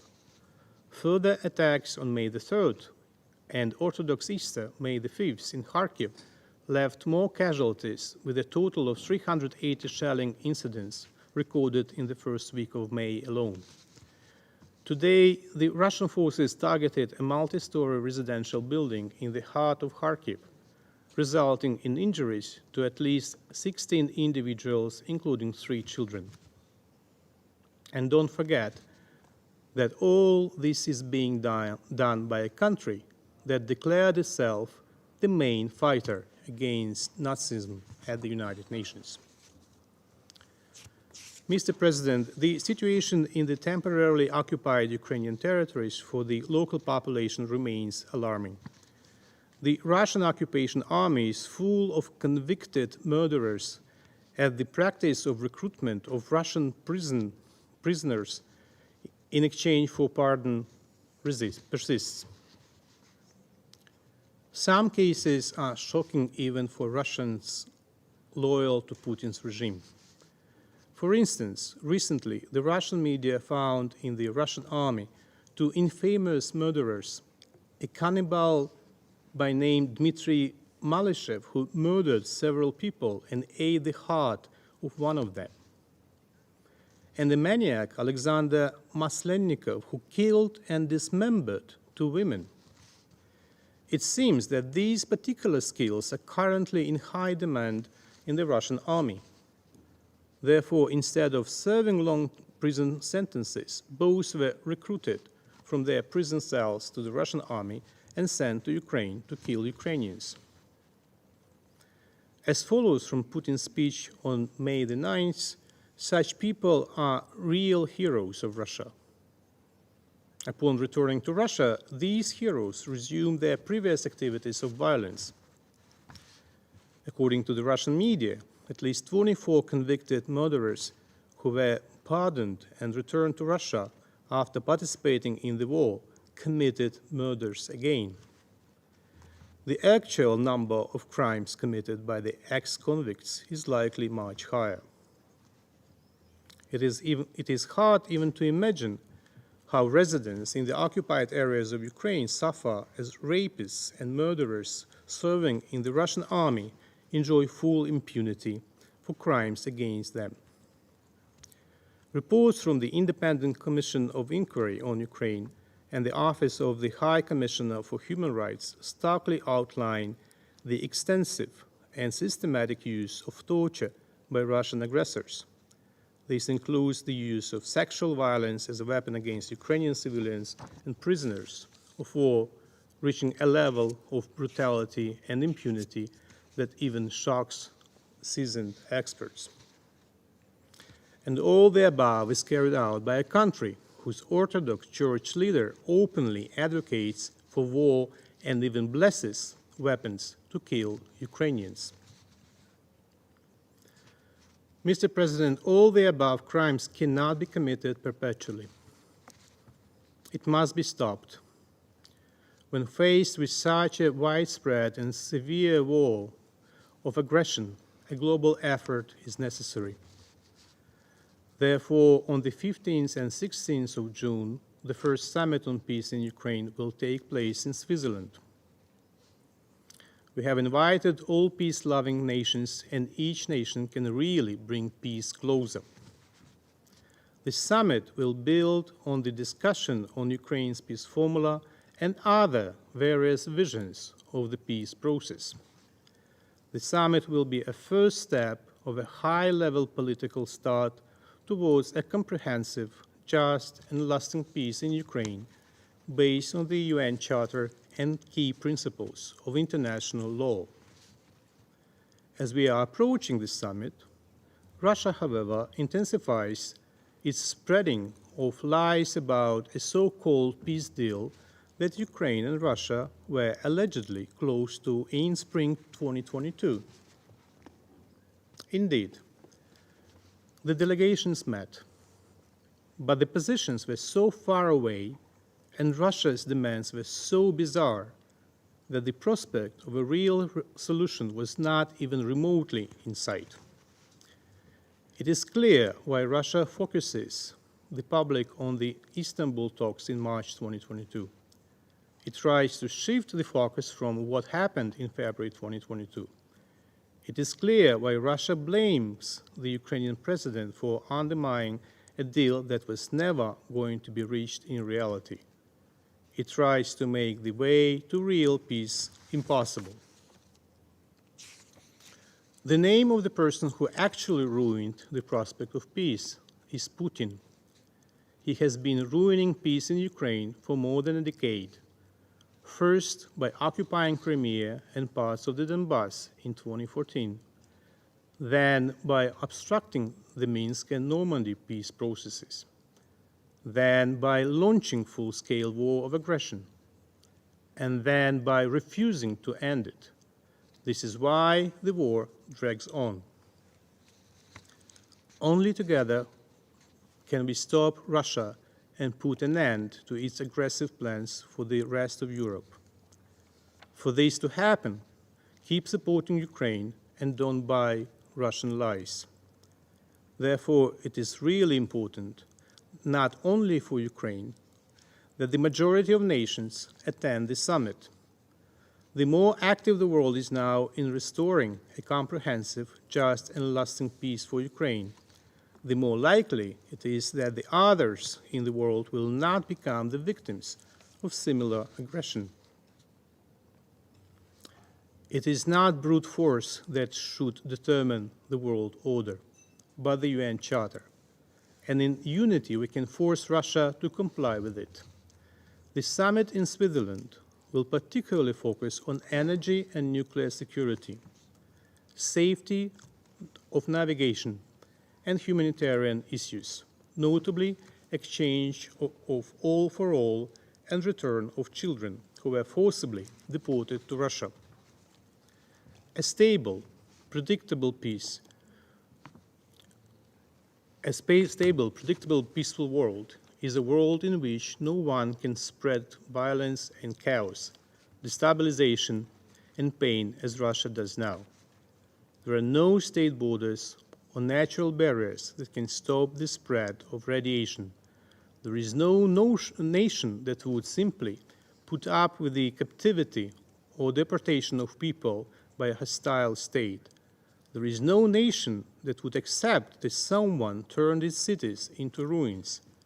The peace formula must work for everyone, and it is a common interest of strategic nature for us all to show unity of purpose at the summit in Switzerland. I thank you.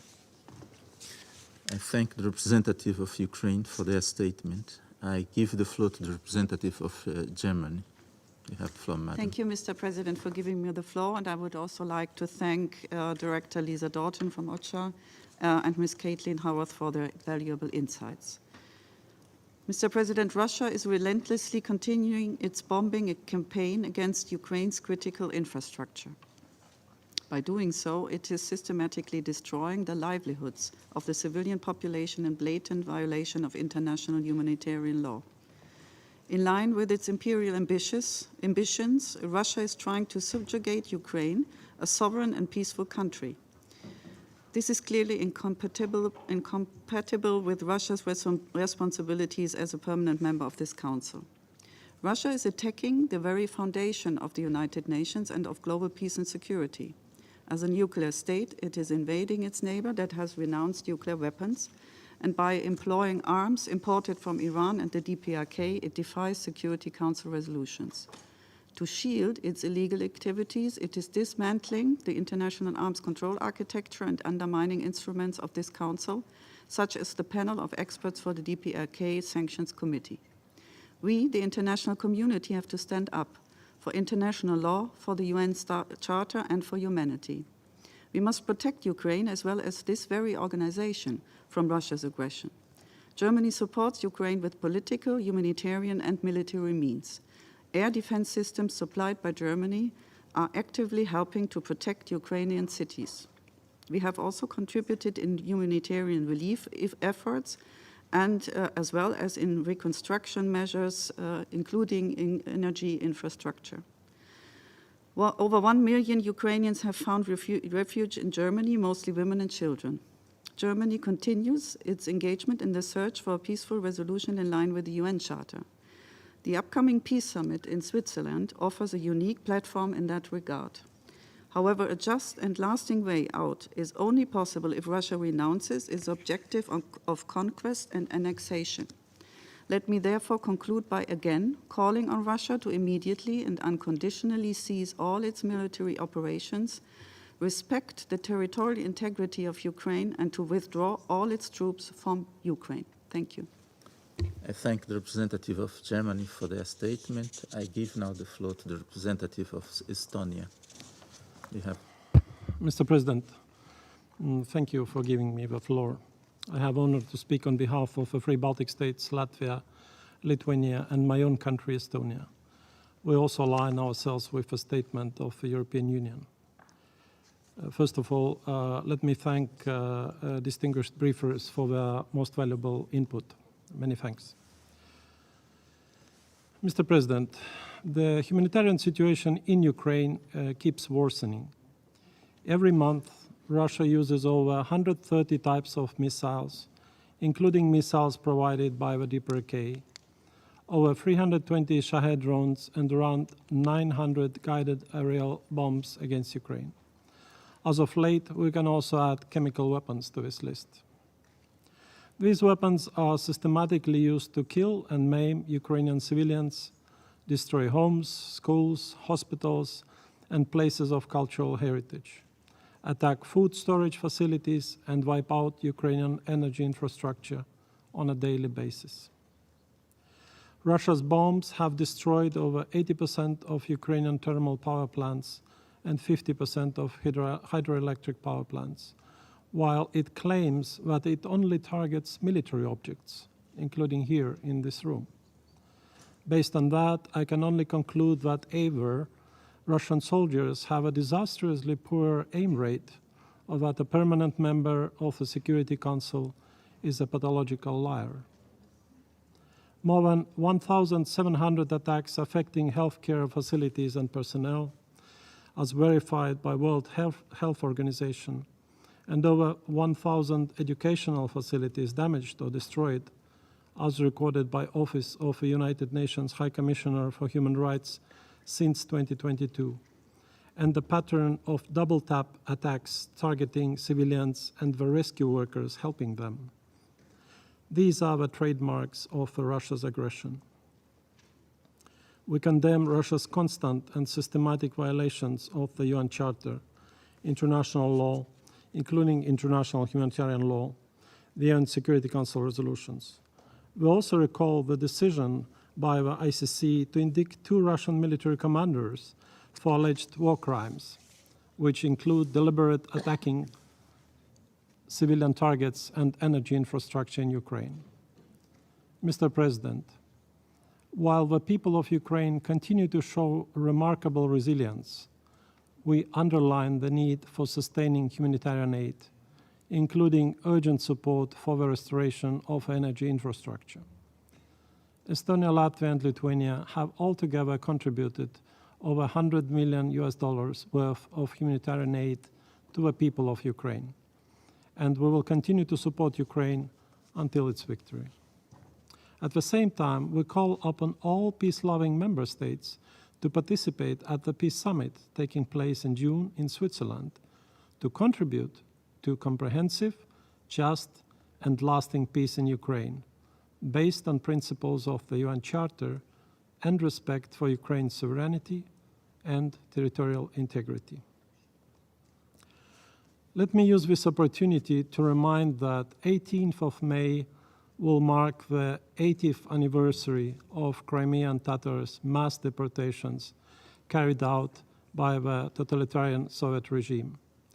The systemic forced deportations were a widely used colonial tactic led by Stalin to suppress dissent and enforce Russification, by the way also widely used in the Baltic countries.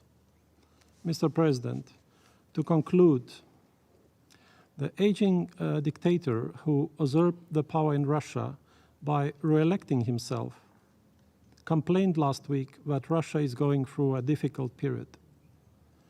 I have a humble recommendation to ease Russia's heavy burden. The solution is simple and has been repeated uncountable times by many around this very table and around the globe, indeed.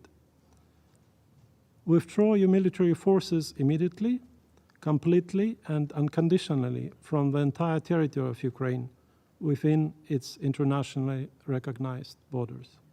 I thank you. I thank the representative of Estonia for their statement. I now give the floor to His Excellency Mr. Stavros Lambrinidis, head of the delegation of the European Union to the United Nations. You have the floor, sir. Thank you, Mr. President. I have the honor to speak on behalf of the European Union and its member states, the candidate countries North Macedonia, Montenegro, Albania, Ukraine, the Republic of Moldova, Bosnia and Herzegovina, and Georgia, as well as Andorra, Monaco, and San Marino, align themselves with this statement. Lisa Doughten and Caitlin Howard have shown a stark light on the grave humanitarian consequences of Russia's aggression against Ukraine. Every discussion on Ukraine must start by stating one unequivocal fact. Russia's illegal, unprovoked, and unjustified war of aggression constitute a manifest violation of international law, including the UN Charter and the resolutions of the General Assembly. As my German colleague stated very eloquently, on a daily basis, this is aggression not just against Ukraine, but against this organization right here as well. This is why, first, Russia must uphold international law and cease its attacks on Ukraine's civilian infrastructure now. Second, Russia and its leadership must be held fully accountable for the war of aggression. A P5 member that tramples on the UN Charter has heightened responsibilities, not lower ones. And third, all nations, North and South, East and West, must come together in support of a just, lasting, and comprehensive peace in Ukraine. President, these past weeks, Russia has continued its missile and drone attacks on Ukraine's energy infrastructure, destroying a significant portion of Ukraine's energy generation capacity. Over thousands of Ukrainians now lack access to electricity. Its missile attacks also continue in Odessa and other Black Sea ports, threatening the freedom of navigation and hindering grain and other deliveries to the global market. Russia continues, in other words, to weaponize food and deliberately undermines global food security. Such systematic airstrikes against Ukraine's civilian infrastructure, in and of themselves, violate international humanitarian law and must stop immediately and unconditionally.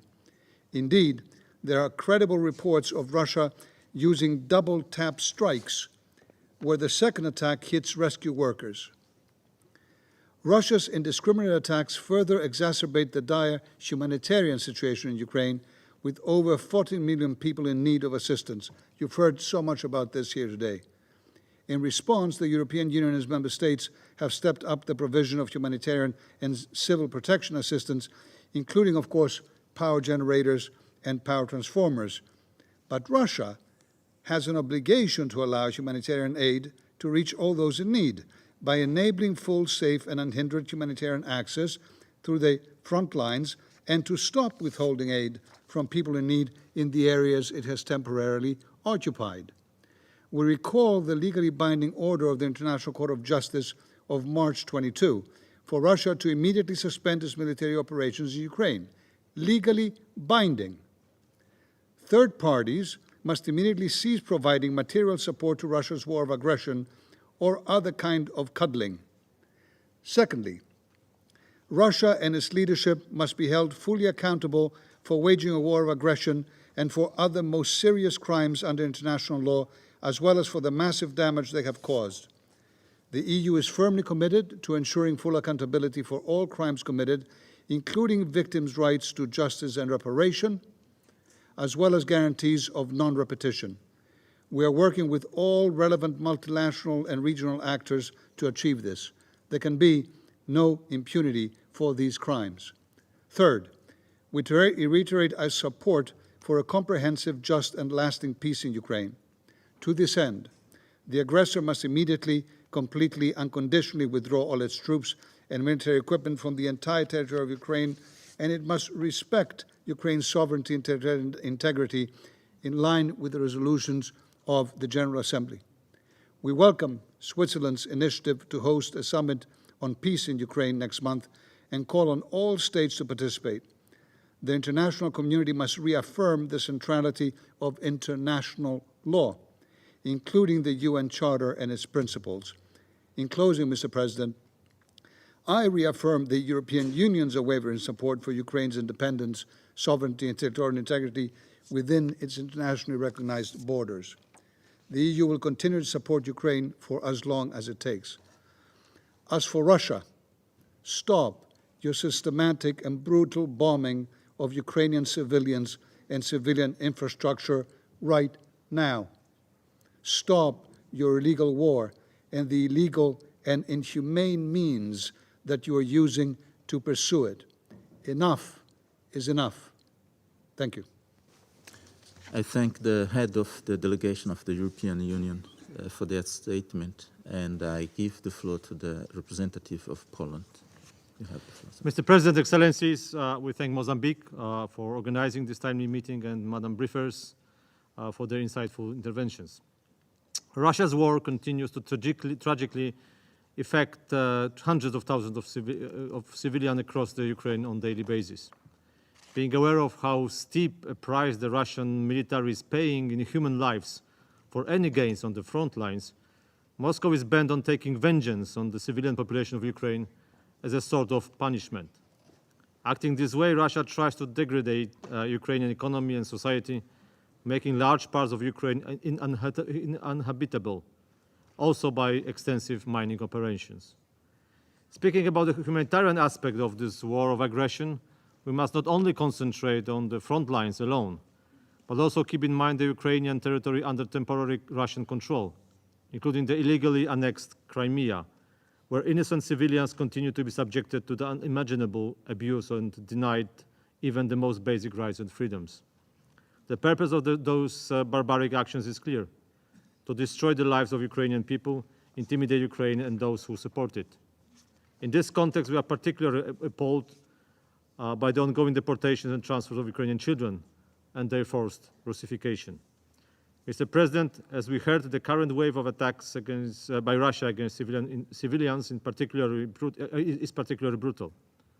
Indiscriminate strikes, like the very recent ones on the schools in Nikopol and Kharkiv, resulted in serious damages and power shutdowns, aggravating the already existing humanitarian crisis by limiting the local population's access to healthcare, education, clean water, and food. Those attacks bear only significant negative environmental risks, including the risk of a nuclear incident that repeatedly raises concerns of the AIA experts. Poland is extensively cooperating with Ukraine in the field of energy security. At the same time, Mr. President, by focusing on its aggressive military campaign against Ukraine, Russia is continuing to curtail the basic rights and freedoms of its own population. The cost of the war keeps trickling down the ordinary Russian citizen, whose needs are being neglected and the government's unrelenting pursuit of its illusory war objectives. The bill of the war will be repaid for a long time by the future Russian generations. Mr. President, the international community must stand with Ukraine and do everything to make Russia stop its aggression. We welcome Switzerland's initiative to host a summit on peace for Ukraine in June. We are convinced that it should be the demonstration of the broadest possible commitment to the principles of sovereignty, independence, unity, and territorial integrity of Ukraine within its internationally recognized borders. Poland supports President Zelensky's peace formula as a plan for just, comprehensive, and lasting peace in Ukraine, and for ensuring that enduring security on the European continent. Ukraine fell victim of the Russian aggression, and it is Ukraine only who should be listened to as to the ways of any further peace agreements. And I thank you.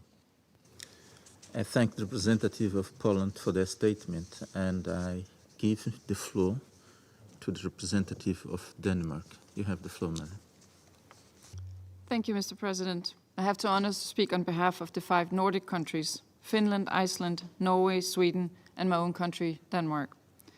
We thank the Presidency of Mozambique for the opportunity to address the Council and the briefers for sharing their valuable updates. In recent months, Ukraine has endured some of the worst attacks since the start of Russia's illegal, unprovoked and unjustified war of aggression 2 years ago. Every single day, the devastating consequences are felt by civilians around the country. More than 10,800 civilians have lost their lives, the actual numbers likely higher, and many more have been injured, including a growing number of children. Russia's systematic and detrimental attacks on Ukraine's energy infrastructure are heinous and illegal, as they target civilian objects and objects indispensable to the survival of the civilian population. Since 22nd March, there have been 5 massive attacks damaging over 80% of Ukraine's non-nuclear power plants. This has included dangerous attacks on hydroelectric infrastructure with added risk of environmental disasters in case of dam breaches. The attacks have disrupted the access to electricity and water for millions of Ukrainians, particularly in Kharkiv, where Russia is carrying out a dreadful campaign of daily attacks. As a consequence, Ukraine has been forced to impose restrictions on power consumption in several regions around the country. Unless Russia immediately halts its attacks and the energy infrastructure is quickly restored, there will be grave consequences for the civilian population during the coming summer, and even worse in the winter ahead.